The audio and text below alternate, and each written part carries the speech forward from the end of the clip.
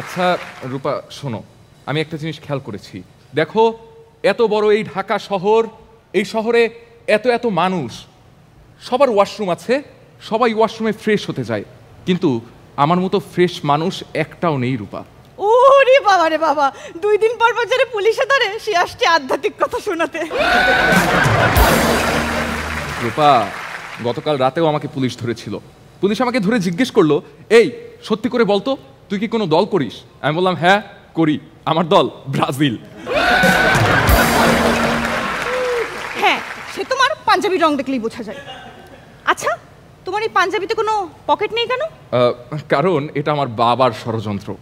বাবার ষড়যন্ত্র? হ্যাঁ, কারণ আমার বাবা আমাকে হাত খরচ দিত, পকেট খরচ না। আচ্ছা, তোমার কোনো মোবাইল নেই কেন? যার পকেট নাই তার আবার মোবাইল।